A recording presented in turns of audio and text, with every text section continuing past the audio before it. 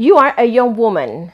You went to school, you studied your career, met the man of your dreams, and married him. You have children. You had all of your life planned out. And then adversity came and your life totally changed. What happened? Find out on the next episode of Heroines of Faith.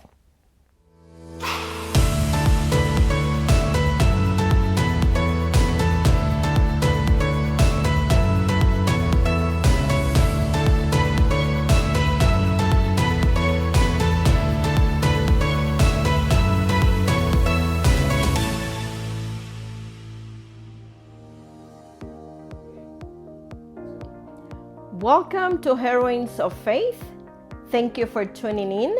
Today in studio, we are honored to have Pastor Yvette Parham. Pastor Parham is the Associate Pastor of Mount Calvary Seventh-day Adventist Church in Tampa, Florida. Welcome, Pastor Parham. Thank you for being with us. Thank you for having me. I'm glad to be here. We are honored to have you. Thank you. And you were telling me before that you are a out-of-the-box preacher and you work with young people. Explore that a little bit. Well, I work with our Pathfinders to be an instructor for our guides as we've started up our Pathfinder Club once again. And I love wearing the sneakers. I sure do. I also work with our Justice Ministry at church. When you say Justice Ministries, what is involved in that working with Justice Ministries? Well, at Mount Calvary, we, after the time during the pandemic and seeing all the riots, we decided that we need to do something more as a church. So we partnered with our Justice Coalition that's there in Hillsborough County called HOPE. It's Hillsborough Organization for Progress and Equality. So we knew that we didn't necessarily have to start from scratch when someone else was already doing justice in our community, and that we could just partner with them and be part of doing that. So we fight for criminal injustice, affordable housing, elderly care, youth civil citation, and also taking care for the environment because we have a lot of flooding issues in the Tampa Bay area, and other things. So there's many things that we're doing, and I always encourage each church and each individual to also get involved with any justice coalition that you may have in your area. That's great. And when you say you fight for all of these things, is that just for your church members or anybody in the community that might need help and go to your church? Well, we encourage all to come, also to be involved. Right, for our Justice Coalition, we fight for those specific things in our county, but they're just a larger part of an organization called DART, and DART is everywhere in North America. So we've partnered with them so that we can fight for the issues that our community is dealing with. And so someone may be in another county, another state, they just need to find their coalition there. It doesn't matter if you're Adventist or you're non-Adventist, just if you have the heart to fight for justice in our country, then you can be part of that coalition. And so, of course, at our church, not only do we have the Justice Ministry, but we also have our community services. So we do acts of mercy, which is what our community services is all for. But we also believe in fighting for justice. So we put both hand in hand because that's what God is as well. He gives us mercy and compassion. He takes care of our needs, but he also fights for justice on behalf of his people. So we believe in putting the two together. That is great. And that is what we call putting the gospel into practice, yes. Right? Because a lot of times we believe that preaching the gospel is just taking the Bible and give everybody the doctrines of the church and everything that we believe in. But Jesus attended to their needs first and then said, follow me. That's so right. This is a call for if you feel that you want to do something for the Lord, this is a call to do that. Get involved in your community service. How can someone find a way of working or partner with justice, fighting for justice? Well, like I said, our organization, Hope, that's in our county, is just a smaller part of a larger organization called DART. So they're, like I said, they're all over North America. And you just have to, even if you have to Google, Google University. That's everything. It's great. Google does everything. So you can just Google for Justice Coalition and you can join. It doesn't matter if you're Christian, non-Christian, because our coalition is primarily made up of not just churches, but also mosques. So we have Islamic partners, we have various Christian partners, and we also have businesses that partner with us to do justice in the community. So it doesn't matter whether you're a Christian, you're a Muslim, or whatever your beliefs are, as long as you have a heart for justice, then you're invited to come in and be partnered with that. But I encourage all of us who are Christians to do our part and definitely join a coalition where you may be. If your church does not have one, there's always something in your community. Go out, search for it.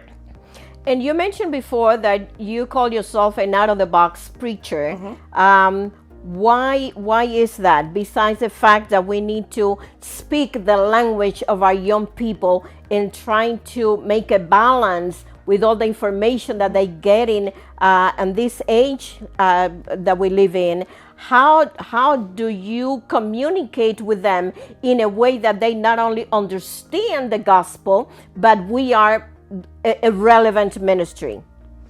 I think part of being relevant is also knowing what the issues are out there.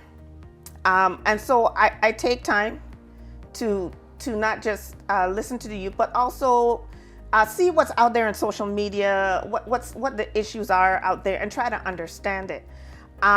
This generation of our children are going through so many things. There's so many different ideologies and philosophies that are being out there, so many different issues that they have to deal with.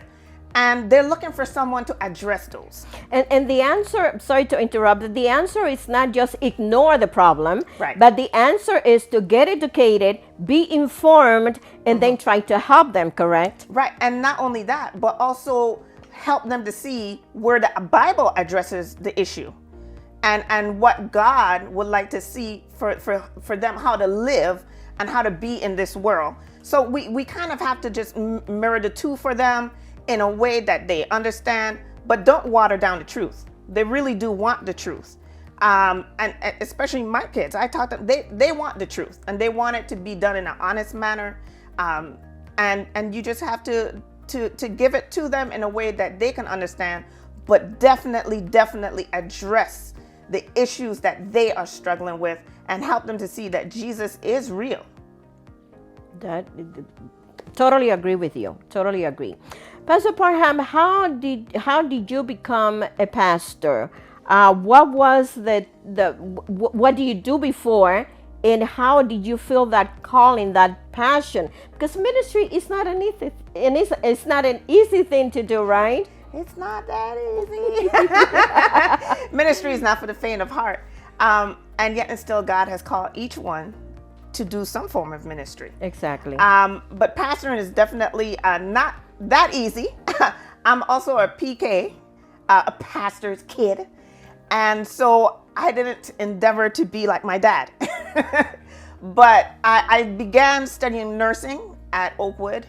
And I did that because eventually I wanted to become a doctor and be able to pay my way through school instead of having all these student loans. So I went nursing first. And so after I did that and I started studying biology, then I began to feel that call towards ministry. And I told the Lord, I said, no way. I said, you're crazy. This is not happening. I'm not going that route. I said, my family is expecting their first doctor. And, this is how it is. And the Lord did something to me that has never happened before. I'm a nerd. I love school. Some people don't, but I just love learning. And there's never been a time where I've actually failed at a course or subject or whatever. And that semester where that call was weighing very hard on me, I began to fail everything. That's what I was going to ask you next. When you say, and a lot of people say, I felt a call from the Lord, and somebody might be asking, what is that feeling? How that looks like? Well, like I said, I felt like I was in the wrong place. I was not supposed to be studying to be a doctor, that I was supposed to go across the way and start studying theology. And like I said, I started failing everything. But then I asked the Lord in the middle of that semester where it seemed like nothing could get me to a passing grade. I said, Lord, I give up. I said, I can't deal with a failing grade. I said, if this is the route that you want me to go, if you really want me to become a pastor, I said, then make it so that I pass all my subjects this semester. I said, and then next semester I will promptly go and sign up for theology. And so said, so done. I mean, I was not supposed to pass any of those courses. I was failing just that bad. I couldn't understand why. I passed everything. The next semester, I went ahead and applied and did theology. And I felt at peace once I did that. Now, once you enrolled in a theology class, what made you believe that you were going to have a space, a room, a slot, an opportunity to work as a pastor? You know what I'm saying? Yes. At that time, I didn't. And that was one of the reasons why I told the Lord he was crazy. I said, because I'm a woman, there's no space for me, especially at that time. And the Lord's like, no, you need to go ahead and do as I say. You're going to be a minister of the gospel. And I said, well, okay, I'm going to go ahead and study, and I give everything in your hands. And I really began to enjoy, ministering, giving Bible studies, being there to see people change their lives and find their life's purpose. I really liked discipleship. I really liked that area, and I found some peace in there. And at that time, I said, well, you know what? I may not be able to be a hired pastor, but I will still give and use my gifts for God. And that's what it's all about, correct? Mm-hmm. Yes. I'm not a pastor. You may not be a pastor, but we still have a calling. Yes. And the Lord still has a purpose for us to accomplish in advancing the mission, correct? Yes. Yes, we do. So even if you are not going to be a pastor, you still have a calling on your life and a purpose that God wants you to fulfill. And so I was more at peace with fulfilling that more than hearing, oh, you're hired at a conference. So I went with the Lord's leading and guidance. Praise the Lord. You went to theology class. You did that. But there was something something happened to you that impacted your life in a way that, being so young and you have children, right? Yes. Having two small children, that kind of changed your perspective. It kind of shook your life, right? Yes, it did. And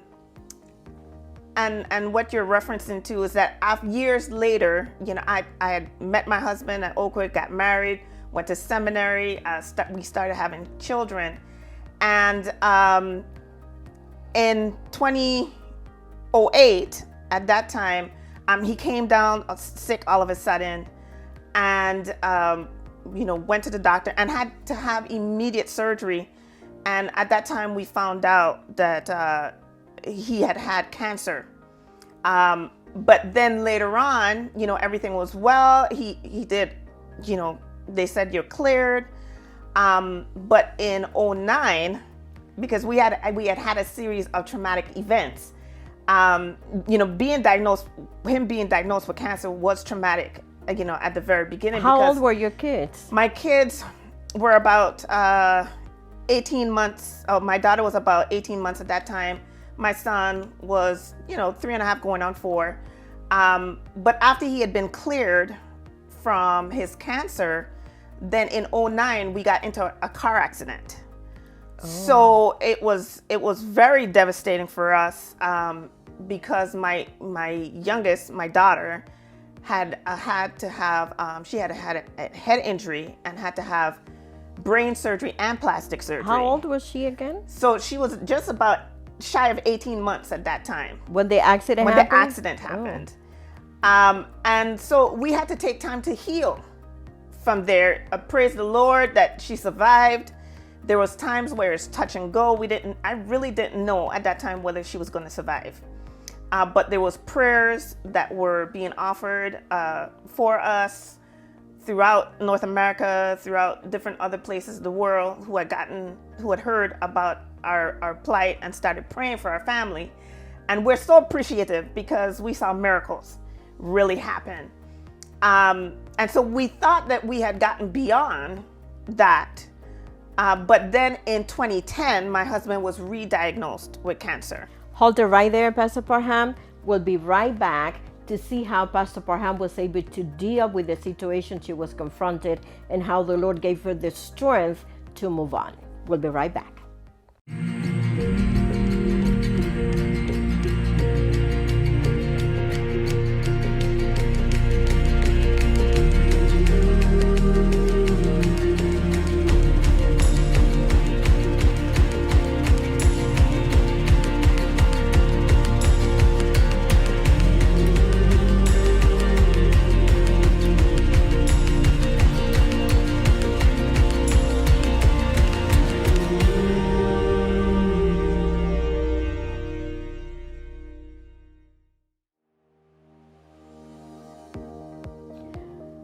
Welcome back to Heroines of Faith. With us in studio today, we have Pastor Yvette Parham. And by the way, Pastor Parham, happy belated Mother's Day. Same to you. Thank you. And we can say together, yes, happy Mother's Day. And thank you for everything you do to shape the next generation. The last segment, we left with... you were talking to us about how your husband was diagnosed for a second time with cancer. You had gone through a bad accident. Your little girl, 18 months old, had to have a brain surgery. Was a brain surgery, yes, right? Yes. So how do you deal with all of that? What happened? Well, at that time, we thought that we were getting ahead of the healing process. My daughter had come out from physical therapy, out of occupational therapy, all the different therapies that we could possibly get her in to get her back to normal, just functioning. And then we were hit with the news that my husband, his cancer had come back. And this time it was stage 4. And the oncologist told him, you have 6 to 9 months. And so it was very difficult to hear those words. But even in hearing those words, my husband said, he said, if I'm going to die, I want to die with dignity. And so there were different things that the doctors wanted to do to him. And also they said, well, we don't even know if you're going to survive the cancer treatment. And so, he was able to tell them what he wanted. And we went along with it. And he lived 10 and a half months instead of the 6 to 9. And, and I, like you said, I was there to take care of him. I was his primary caregiver at that time. And it was very strenuous because not only did we have young kids, the children were 2.5 and 4 years old. And you were a young wife and mother at the time. Yes. And because of, him getting very uncomfortable later on, as time went on, I didn't get that much sleep. I may have gotten 3 hours here and an hour there, or 30 minutes here. And so it was very telling on my own body at that time. But I had not realized it at that time until later. So, Pastor Parham, and I'm so sorry about your loss. Thank you. So your kids are babies. Yes. You were a young wife and a young mother, full of dreams, and then your husband dies. How does a young mom and a young wife deals with this? This took a toll emotionally, physically, spiritually? Yes. How do you deal with it? What happened to your young kids? I'm thankful that I had kids, because when I look back in retrospect, many things I did it so that I could get them through the crisis. And but I must say that, after we had buried my husband, laid him to rest, I came back because we buried him out of town. We were living in Michigan and he was buried in Alabama. And so we had to take that trip and come back. And I was so tired. I was so physically drained. I had never been tired that much in my whole entire life. It's a tiredness that I can't even give adequate words to explain it, so that others can understand. I think only if you've been through it do you actually understand that specific tiredness that I'm speaking of. And, I did my best for them, but I was so drained. And even there was times that I wanted to go to church, and by the time I got them ready, I had no energy to get myself ready. So we missed several Sabbaths of going to church, or we got there late. And it would have been so wonderful if someone had called up and said, well, how about I take your kids to church this Sabbath? Or do you need any help? Maybe we can come over and get them ready while you get yourself ready. Just something. But I found that many times, you get a lot of phone calls after your loved one passed at the very beginning, but then those phone calls and those visits drop off later Pastor on. Parham, I didn't go through your same experience, but I'm a single mom as well. And I can relate to what you are saying, that sometimes you are so emotionally drained that you don't even have the strength to get up. And then your future looks so gloomy and dark, and you don't really know what's the next step. And we are probably talking to single moms out there that are going through some experiences, be it by divorce or death or something. And this is a call to church members, men and women, to just extend a helping hand. Sometimes we want to know what happened, but really what happened is not the important thing. Right. How can I help you is what is going to take the person out of that dark spot and see the light again. Exactly. So what can you tell these single women, single moms that are out there raising a child by themselves that could help them to know that you're not alone? We are here. The fact that we didn't die in the process, the fact that we didn't lose our minds in the process, it tells us that you're not alone, that God is with us and He will raise you up from whatever situation. So what can you tell the single moms? Well, while I was going through my situation, there's a phrase that was ringing in my ears from my grandmother. My grandmother had become divorced, and she was a single mother with 6 children. And growing up, my grandmother would always repeat the same thing over and over again. She said, God takes care of a woman with children. And I just, being young at that time, I just shook it off as one of the sayings of my grandmother. But when it started to happen to me, that phrase continually rang in my ears. I kept hearing her voice saying that God takes care of a woman with children. And I am a testament that phrase is not just a phrase, it is true. Amen. I can testify to that too. It is true. And even in the moments where I felt that I was letting God down because I didn't make it to church, or I made it there late, or I felt so tired that I couldn't get on my knees to pray. So let's be honest. Sometimes that happens. God, I experienced, and I can't give words to it, but I experienced the love of God in those moments. His compassion. And it was like the Spirit said, even if you can't feel to get your feet on the ground and kneel and pray to me, because that's how you were taught is the true form of prayer. He said, no, just lift up your eyes to me and start praying while you're there laying on the bed.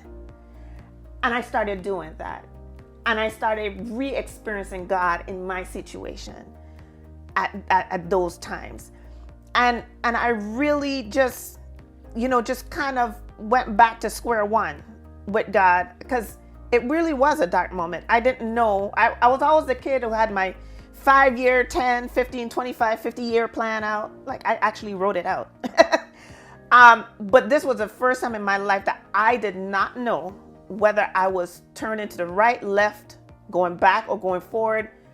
I had no idea where my next steps were. I couldn't see the very next steps in front of me.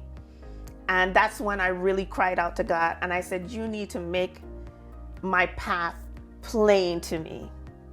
And obviously, obviously the Lord did that. Yes, He did. You are a successful woman. You are a beautiful woman. And the Lord has used you in such a marvelous ways to advance His mission. In the last minutes of this episode, tell us, Pastor Parham, how did you move on after that experience? Where are you today? Where is Pastor Parham today? I went through grief just like everyone. And, I've always been told that everyone will go through grief a little bit differently. You may cycle through the different phases of grief multiple times before you're able to move on. And if I am to be honest today, which we're being honest. That's what it's all about. It's because all about being the honest. purpose of this is help somebody up there. Exactly. So I didn't lose faith in God. I still believe God was on His throne, that God is going to do His thing. But I was really angry inside. Because I said, my husband died, now that's not how I planned my life. All that happened to me is not how I planned my life to be. I didn't plan to have special needs children, to have to take care of while being single. I didn't plan to be single. I didn't plan to have a hard time economically as well. And so I had to put all that anger towards God and say, help me with this anger. I said, because if I'm to be honest, I'm truly angry at all that has happened to me. I don't blame you, God, but I'm angry. And I asked Him to heal me from my anger, because I recognized that was the final straw in me moving on with my life, in me moving forward through all that had happened to me. That was my final straw. I don't know what your final straw is, but let me tell you, God can take that straw and do miracles with it. God can heal you. I've experienced it. God is real. He can make Himself real in your life, and He can deal with whatever issue you're going through right now and he can move you forward if you let him. Just let him, and he can do it. He did it for me. And I thought I was going to stay angry forever. But he did it for me. I thought I was going to stay depressed forever in different circumstances, and he can do it for you too. In the minutes that we have left, what can you tell women in general? When we see you, we see a beautiful, successful woman, but you have gone through so many trials and tribulations. The fact that you're here today testifies of God's goodness and greatness and faithfulness. What can you tell in half a minute to the women that are watching us? In half a minute, don't give up on God. Because no matter what you've been through and you are going through, he hasn't given up on you, and he can take you through it. I'm a testament. There's many women that are testaments to it. And he can make you the best mom you've ever dreamed to be, the best woman you've ever dreamed to be, if you just let him. So let go of whatever it is that you're holding on to that's keeping you back. Give it all to Jesus, and he can move you forward. Well said, Pastor Parham. Thank you for stopping by today. May the Lord continue to bless you. Thank you for being with us.